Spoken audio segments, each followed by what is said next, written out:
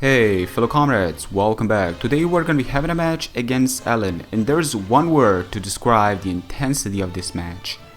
This match was dangerous. Anyways, as I'm actually expecting him to lead with Primate being a very common lead, I'm gonna decide to counter his lead by leading with my Mask. But unfortunately he's gonna lead with his Garbodor, which is something I barely ever face. I do tend to semi-know stuff they tend to represent, like spikes and toxic spikes. Toxic, direct toxic, not too sure how common it is. I've seen some of them even running normal gem boosted explosions, but in case he does have it, can switch out Ivysaur, but he does go for the spikes on the switch, so I've made a bit of a misplay there. Then again, I couldn't have really not done much against him one-on-one with my Mask, so there's really not much to lose, better playing it safe, right? Anyways, I did manage to put him to sleep on the next turn as I missed with Lead Seat. Then I go for Lead Seat again as he switches out to his Ludicolo and proceeds to go for Ice Beam.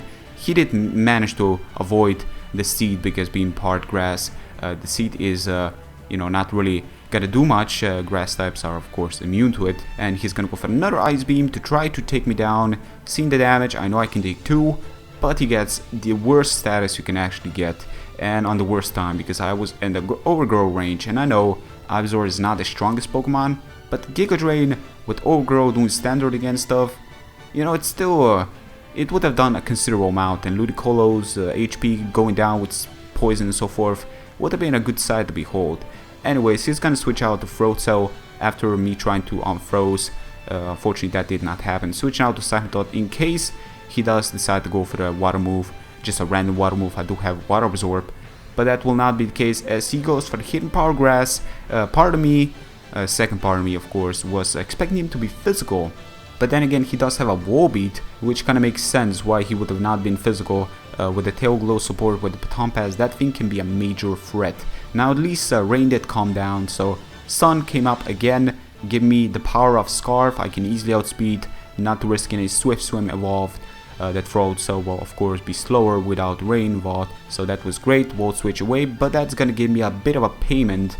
We'll need to pay him for this kind of move involved, because I could have not gone for the T-Ball straight out bat. I just want to Volt Switch just in case he does switch out, and switching out to my Mask as he switches out to Ludicolo, goes for his strongest water type move with Life Orb. It still did not take me down. Now I was kind of thinking and kind of fearing the Rain Dance here, but he didn't decide to go for it, and that's actually pretty good. That's why I stayed in. When you're poison would have racked him up and it would have taken him down either way, even if he were to stay in. Plus he can miss with Hydro Pump. He did go for the Giga Drain just in case I switch out, but I didn't. Now it was a double down that is great with Life Orb help.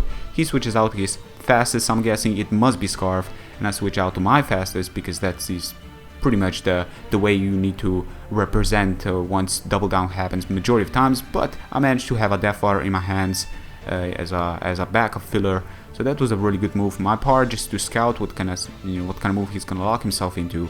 He locks himself into Stone Edge, and then I go for the Crunch. Do get a defense drop, which is incredibly important. Now this one is gonna force him out. I did have Dark Gem, but seeing the damage, another one could probably take him down. Now I didn't want to risk him staying in, so I go for the Sucker Punch, but he does make a better decision predicting that and switching out to his Wall Beat.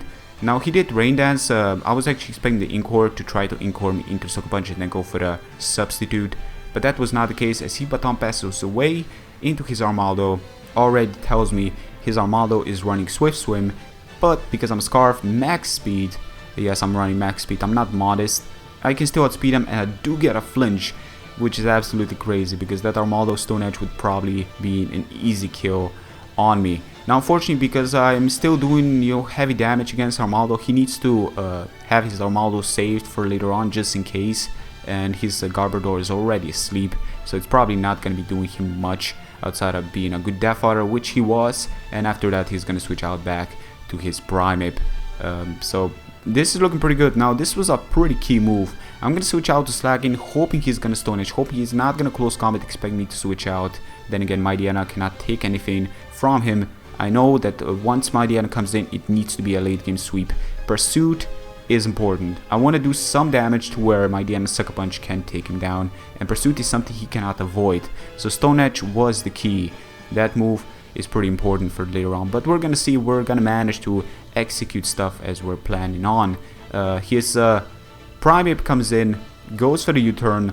Unfortunately, because I was thinking he's gonna predict me to switch out, we managed to stay in and, you know, predicting his over prediction in that case by wall switching on this wall beat. And seeing his wall beat, I was mostly fearing him having a sub, but then again, he did go for a rain dance, and then Armaldo can easily outspeed me because again, Swift Swim Armaldo, pretty fast Pokemon, it outspeeds my Jolly Slacking in this turn.